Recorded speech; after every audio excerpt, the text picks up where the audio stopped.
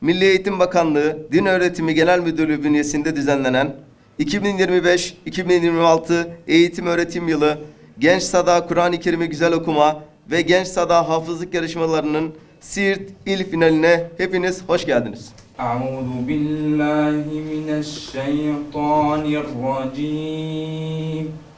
Bismillahirrahmanirrahim. Ma kana alen nebiyyi min haracin fîmâ faradallahu leh. Sünnetallahi fillezîne halev min qabl. Kur'an okunduğu zaman ona kulak verip dinleyin ve susun ki size merhamet edilsin. Kur'an-ı Kerim yarışması il seçici kurul üyelerini takdim ediyorum. Genel müdürlükçe belirlenen bölümlerden üçünü seçer. Her tecvid ve mahreç hatasında 1 puan, tecvid ve mahreç puanından düşülür. Hadır veya tedbir usulünde okunursa makam puanından 5 puan düşülür.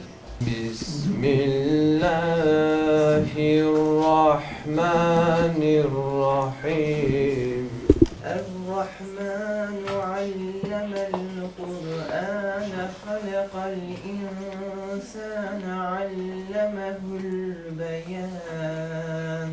İnne lil muttaqine mefâzen hadâiqa ve a'nâbâ. وَالنَّجْمِ إِذَا هَوَى مَا ضَلَّ صَاحِبُكُمْ وَمَا غَوَى وَلِلَّهِ مُلْكُ السَّمَاوَاتِ وَالْأَرْضِ وَالسَّمَاءَ رَفَعَهَا وَوَضَعَ الْمِيزَانَ لَتَدْخُلُنَّ الْمَسْجِدَ الْحَرَامَ إِن شَاءَ اللَّهُ آمِنِينَ يَا عِبَادِيَ الَّذِينَ آمَنُوا إِنَّ أَرْضِي وَاسِعَةٌ فَإِيَّايَ فَاعْبُدُونِ الرحمن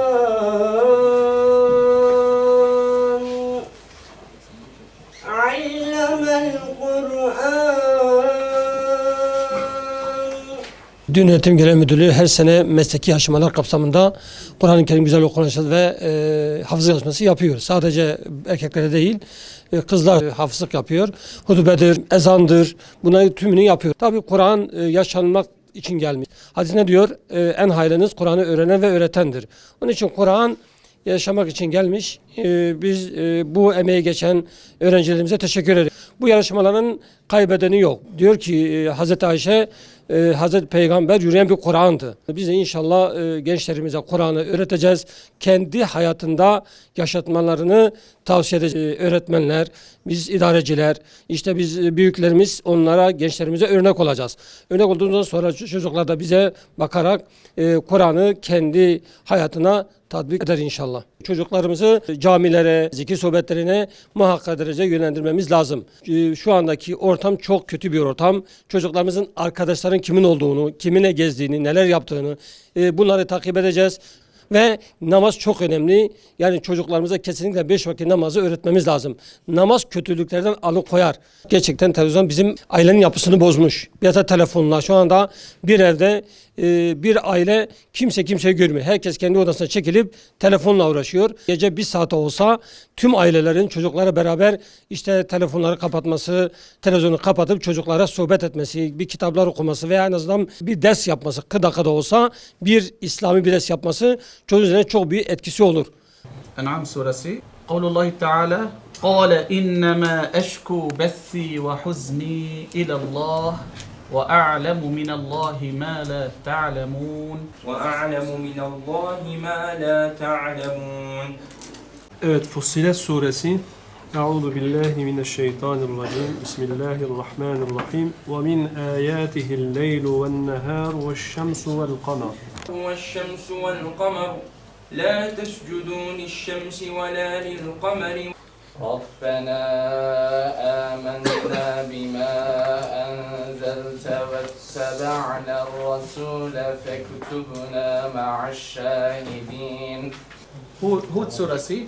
قالوا يا هود ما جئتنا ببينة وما نحن بتاركي قالوا يا هود ما جئتنا ببينة وما نحن بتاركي آلهتنا ادع إلى سبيل ربك بالحكمة والموعظة الحسنة وجادلهم بالتي هي Namazdan güzel yöntemle tartış. Maşallah. Tebrikler sana. بسم الله الرحمن الرحيم ومن الذين قالوا إنا نصارى أخذنا من Genç Seda Kur'an-ı Kerim'i güzel okuma ve Genç Seda hafızlık yarışmaları Siirt İl finali sona ermiştir. Yarışmamıza gelerek bizleri onurlandıran tüm misafirlerimize teşekkür ederiz.